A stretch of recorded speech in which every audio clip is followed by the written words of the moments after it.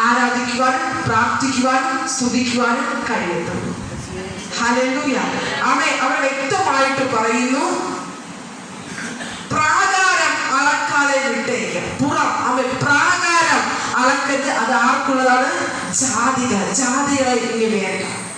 അവിടെ ജാതികൾക്ക് ഇനി യാതൊരു അവകാശം. കാരണം ഇന്ന് നമ്മുടെ ആലയത്തിനകത്ത് ആർക്ക് വേണം അത് ആരാധിക്കാം. അല്ലെ, ഏത് മതപ്പെട്ടവർക്കും ആരാധിക്കാം, യേശുവിനെ അറിയാം, യേശുവിനെ ആരാധിക്കാം, അവരെ സ്നാനപ്പെടാം. പക്ഷേ അന്നാലും അങ്ങനെയല്ല. ഹല്ലേലൂയ. പുറത്തുള്ളവർക്ക് അന്ന് യെരൂശലേം ദേവാലയത്തിനകത്ത് പ്രവേശിക്കുവാനോ ആരാധിക്കുവാനോ പ്രാർത്ഥിക്കുവാനോ കഴിയില്ല. അതിനുള്ള അവസരം ഈ ഭക്തന്മാർ അന്നാലും കൊടുക്കുകയില്ല. ഹല്ലേലൂയ. ശക്തിയോടെ നിങ്ങൾ വീട്ടിൽ ചെന്ന് നന്നായിട്ട് അത് വായിച്ച് മനസ്സിലാക്കുക. ഒന്ന് ആ ഒരു അധ്യായം ഒന്ന് വേഗത്തിൽ വായിച്ചു പോയാട്ടെ.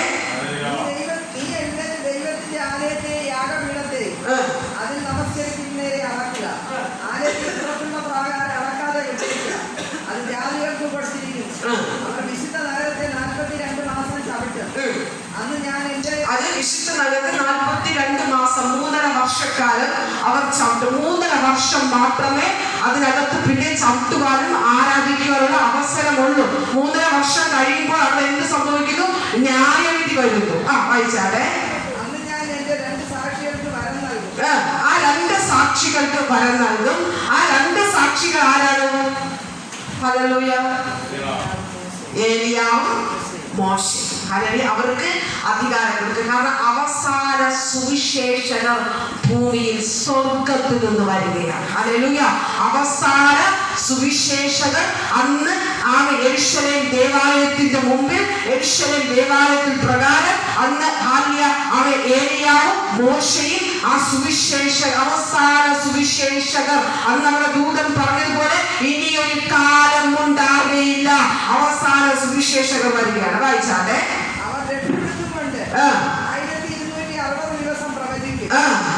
അത് 3.5 വർഷമാണ്. അവർ ഭൂമിയുടെ കർത്താവിന്റെ സന്നിധിയിൽ നിൽക്കുന്ന 2 ഒരു വൃക്ഷവും 2 നിലവിളക്കുമാകുന്നു. ആരെങ്കിലും അവർക്ക് ദോഷം ചെയ്യുവാൻ ഇച്ഛിച്ചാൽ അവരുടെ വായിൽ നിന്ന് തീ പുറപ്പെട്ട് അവർക്ക് കൊടുക്കുന്ന ദൈവം കൊടുത്തയക്കുന്ന അധികാരമാണ്. കാരണം അത്രത്തോളം അധികാരത്തോടുകൂടി 3.5 വർഷം ആ 1260 ദിവസം പ്രവചിക്കും. അവർ ഭൂമിയുടെ കർത്താവിന്റെ സന്നിധിയിൽ നിൽക്കുന്ന 2 ഒരു വർഷം. കാരണം ഇവര് 3.5 വർഷം ഈ യെരൂശലേം ദേവാലയത്തിൽ നിന്ന് പ്രാർത്ഥിച്ച് പ്രവചിച്ച് സഭയ്ക്ക് വേണ്ടി ദേശത്തിന് പ്രവചിച്ചു കൊണ്ടേയിരിക്കും. അങ്ങനെ പ്രവചിച്ചു കൊണ്ടിരിക്കുമ്പോൾ 2 പേര് സ്വർഗത്തിൽ നിന്ന് വരും. അത് ഏലിയാവും മോശയും. അവർക്ക് അത്രത്തോളം അധികാരവും ശക്തിയും ദഹിപ്പിച്ച് കായുന്ന, തീ ഇറക്കുന്ന, രക്തം ചൊരിക്കുന്ന അധികാരം ഏലിയാവിനും മോശയ്ക്കും ലഭിക്കുന്നു. ആരെങ്കിലും അവർക്ക് ദോഷം ചെയ്യുവാൻ ഇച്ഛിച്ചാൽ അവരുടെ വായിൽ നിന്ന് തീ പുറപ്പെട്ട് അവരുടെ ശത്രുക്കളെ ദഹിപ്പിച്ച് കളയും. അവർക്ക് ദോഷം വരുത്തുവാൻ ഇച്ഛിക്കുന്നവൻ ഇങ്ങനെ മരിക്കേണ്ടി വരും. അവരുടെ പ്രവചന കാലത്ത് മഴ പെയ്യാതെ വണ്ണം ആകാശം അടച്ചു കളവാൻ അവർക്ക് അധികാരമുണ്ട്. വെള്ളത്തെ രക്തമാക്കുവാൻ ഇച്ഛിക്കുമ്പോഴൊക്കെയും സകല ബാധ കൊണ്ട് ഭൂമിയെ ദഹിപ്പിക്കാനും അധികാരമുണ്ട്. ആർക്ക്? ഏലിയാവും മോശയുടെ കാര്യമാണ് പറയുന്നത്. അവർ തങ്ങളുടെ സാക്ഷ്യം തികച്ച ശേഷം അവരുടെ സാക്ഷി ആ സമയം തീരുമ്പോൾ, അവർ ദൈവത്തിന്റെ സുവിശേഷവും സാക്ഷിയും പറഞ്ഞു തീരുമ്പോൾ, ഇപ്പൊ ഇസ്രായേലിലേക്ക് മാറിപ്പോകും. ഇസ്രായേൽ ഗോത്രത്തിന് അവർക്ക് ചട്ടങ്ങൾ നിയമങ്ങൾ കൊടുത്തു. പക്ഷേ അവസാന സുവിശേഷം പറയുക, ആ സാക്ഷി കൊടുത്ത ശേഷം അവർ തങ്ങളുടെ സാക്ഷ്യം തികച്ച ശേഷം ആഴത്തിൽ നിന്ന് കയറി വരുന്ന മൃഗം അവരോട് പടവെട്ടി അവരെ ജയിച്ച് കൊന്നുകളയും. കാരണം ദൈവം അവിടെ അനുവാദം കൊടുക്കുന്നു. ഇത്രയും അധികാരമുള്ള ഈ പുരുഷന്മാരെ, ഇത്രയും അധികാരമുള്ള ഈ ദൈവദാസന്മാരെ, തീ ഇറക്കാൻ കഴിവുള്ള ദൈവദാസന്മാരെ, അവർ മഴയെ അടയ്ക്കാനും പെയ്യിപ്പാനും അധികാരമുള്ള ഈ ദൈവദാസന്മാരെ കടലിൽ നിന്ന്, വെള്ളത്തിൽ നിന്ന് കയറി വരുന്ന മൃഗം ഇവരെ കൊല്ലുവാൻ ദൈവം അധികാരം കൊടുക്കുന്നു. ഹല്ലേലൂയ. കാരണം അത് അങ്ങനെ നിവർത്തീകരിച്ചാലേ പറ്റത്തുള്ളൂ. ഹല്ലേലൂയ. ഈ ഭൂമിയിൽ ദൈവത്തിന് അങ്ങനെ ചെയ്താലേ പറ്റത്തുള്ളൂ. ആ സമയം വരെയും അവരെ തൊടുവാൻ അധികാരമില്ല. കാരണം ഇവർ 3.5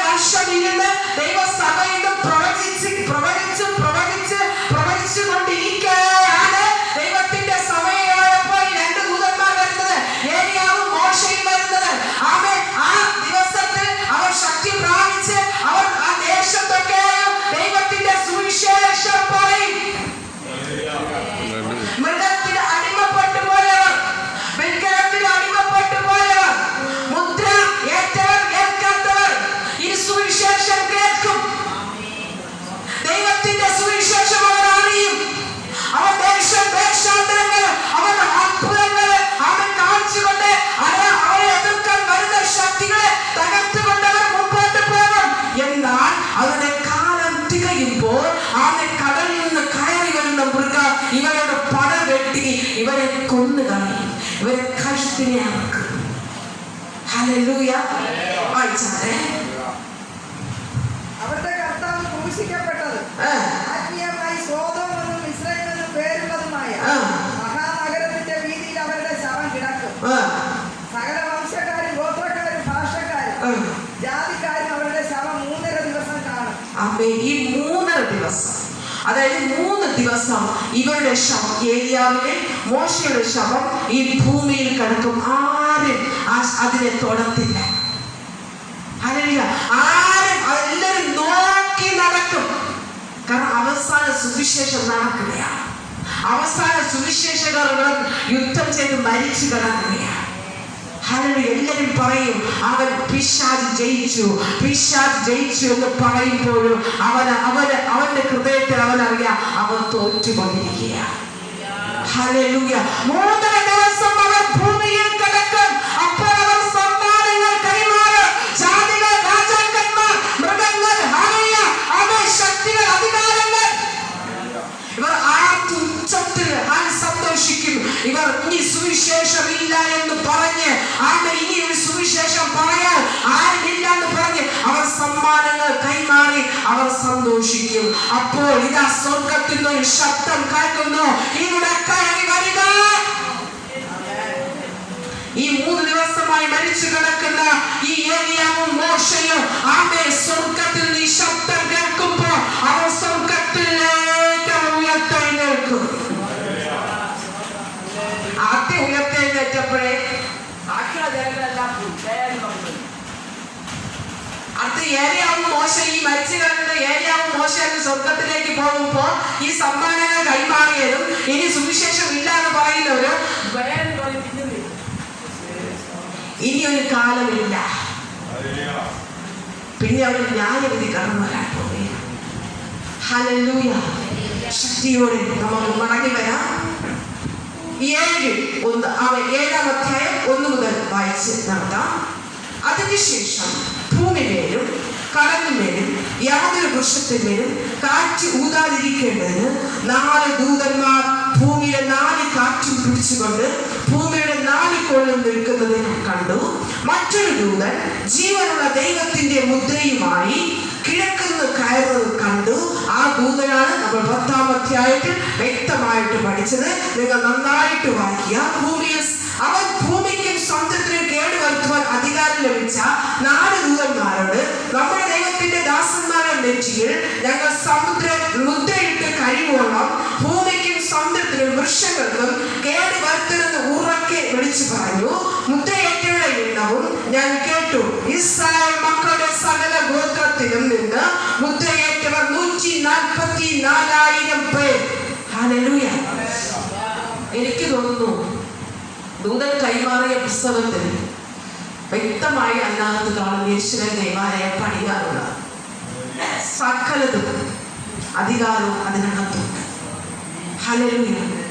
അതിനകത്ത് ദൈവത്തിന്റെ ആലോചന പ്രകാരം അതിനകത്തുണ്ട്. ഇല്ലെങ്കിൽ ആ ആരെയും പറഞ്ഞ് ഇത്രയും വർഷമെങ്കിലും പ്രവചിക്കില്ലായിരുന്നു. ദൈവത്തിന് ചെയ്യേണ്ടുന്ന എന്തൊക്കെയോ കാര്യങ്ങൾ ആ പുസ്തകത്തിനകത്ത് കൈമാറിയിട്ടുണ്ട്. യെരൂശലേം ദേവാലയം പണിയാനുള്ള സകല ആ കൃപകളും അതിനകത്തുണ്ട്. ഹല്ലേലൂയ. ശക്തിയോടെ ബലത്തോടെ അതിനകത്തുനിന്ന് വേർപെട്ട് ആരാധിക്കുന്ന ജനമാണ് ദൈവം. സ്വർഗ്ഗ സിംഹാസനത്തിൽ നമ്മെ ദൈവം കണ്ടുകൊണ്ടിരിക്കുക. ഹല്ലേലൂയ. ഈ മഹാകഷ്ടത്തിലും നാം ദൈവത്തിന്റെ സിംഹാസനത്തിന് മുമ്പിൽ നാം ഇരുന്ന് ദൈവത്തെ ആരാധിച്ചു കൊണ്ടിരിക്കും. ഹല്ലേലൂയ. വിശ്വസിക്കുന്നവരെ കരമടിച്ച് ദൈവത്തിന്റെ മഹത്വം പറഞ്ഞാട്ടെ. എല്ലാവരോടും കരമടിച്ച് ദൈവത്തിന്റെ മഹത്വം പറഞ്ഞാട്ടെ. ദൈവത്തിന്റെ മഹത്വം പറഞ്ഞാട്ടെ. ഓ ശക്തിയോടെ എല്ലാവരും അന്യഭാഷയിൽ ദൈവത്തിനെ സ്തുതിച്ചു കൊണ്ടിരുന്നാട്ടെ. Hallelujah, hallelujah, hallelujah.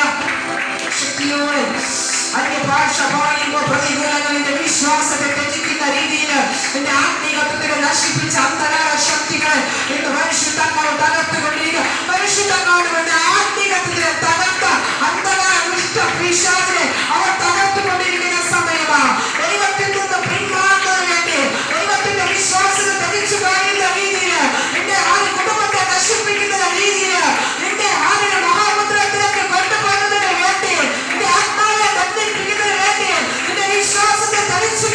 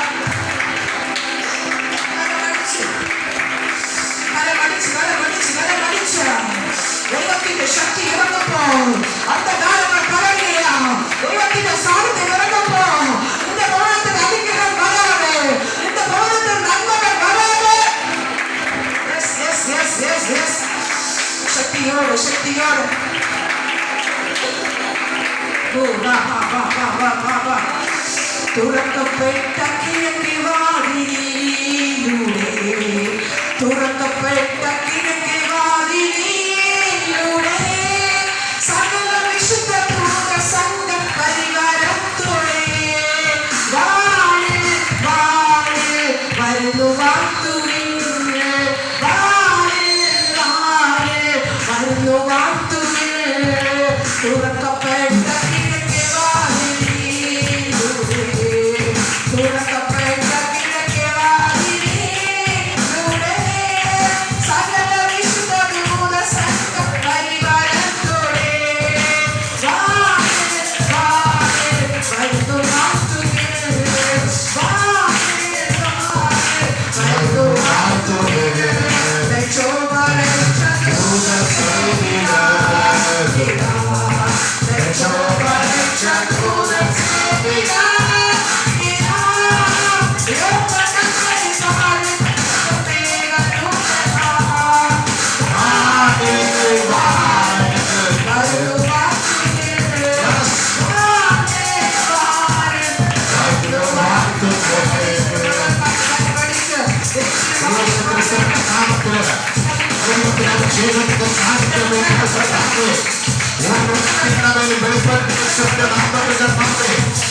പുറത്തപ്പെട്ട കിഴക്കേ വാതിലിലൂടെ തന്നെ ആ ദൈവ പ്രവൃത്തി യേശുവിന്റെ നാമത്തിന് വെളിപ്പെട്ടുവരട്ടെ.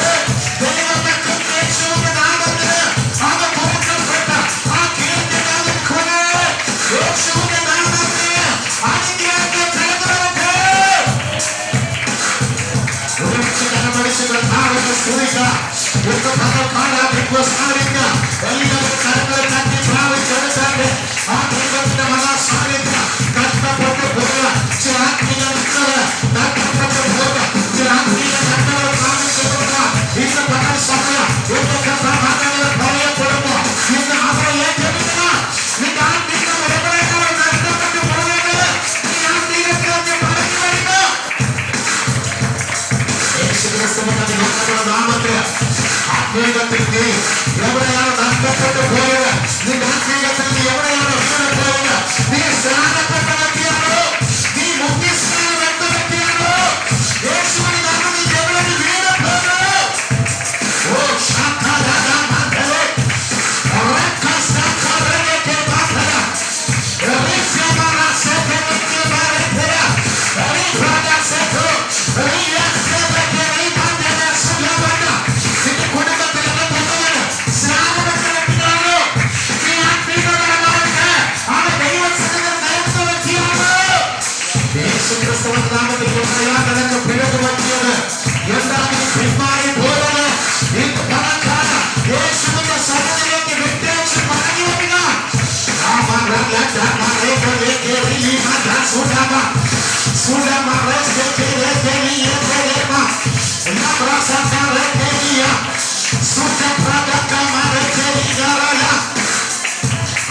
സാന്നിധ്യമെന്ന് പകൽക്കാലം ഇതിനകത്ത് വ്യാപരിച്ചുകൊണ്ടിരിക്കുക.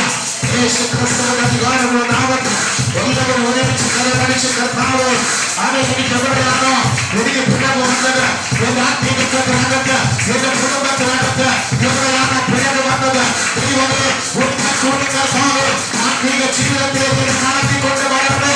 എന്റെ തലമുറയെ നടത്തിക്കൊണ്ട് വരണമേ. എന്റെ തലമുറയ്ക്ക് എന്താണോ തടസ്സം, എന്റെ തലമുറയ്ക്ക് എവിടെയാണോ വീഴ്ച, എന്റെ തലമുറയ്ക്ക് എന്താണ് കർത്താവേ അവൻ ഇത്രയും തടസ്സം, അവൻ ഇന്ന് പകൽ സമയത്തിന് നീ മടങ്ങി വാ. നിന്നെ വിളിക്കുന്നത് ഒരു ശുശ്രൂഷകനല്ല, നിന്നെ വിളിക്കുന്നത് ആശ്രയനായിരിക്കുന്ന യേശുവാ. നിന്നെ കുറിച്ച് തലമുറയെ കുറിച്ച് ദൈവത്തിന്റെ പദ്ധതിയുണ്ട്. നീ നാമയെ വിട്ടേച്ച് മടങ്ങി വാ. ദൈവസന്നിധിയിൽ വെച്ച് തിരുത്തുവാൻ വേണ്ടിയുള്ളത് നീ തിരുത്തുക. ആർക്കെങ്കിലും പിഴവ് പറ്റിയെങ്കിൽ ദൈവത്തിന്റെ മുമ്പിൽ തെറ്റി തിരുത്തുവാൻ നിനക്ക് സമ്മതമാണെങ്കിൽ നീ തെറ്റി തിരുത്തി നീ ആകെ ദൈവത്തോട് നിരപ്പ് പ്രാപിക്കുക. യേശുക്രിസ്തുവിന്റെ അധികാരമുള്ള നാമത്തില് ഇന്ന് പകൽക്കാലം പാമ്പുകളെയും കേടുകയും ശത്രുവിന്റെ സകലവൃത്തിയെ ചവിട്ടുക. അധികാരമുള്ള നസറേയനായ യേശുക്രിസ്തുവിന്റെ നാമത്തിൽ കൽപ്പിക്കുന്നു. അവൻ ചില പിശാചിന്റെ പിടികൾ മുഴുവൻ കൽപ്പിക്കുന്നു. നീ എന്ത് നസറേയനെ വിട്ടുപോയോ, നീ എന്ത് നാമധേയത്തിൽ നീ കയറിയോ, ആകെ പിശാച് നിന്നെ കുടുംബം ആധിപത്യം സ്ഥാപിച്ചു.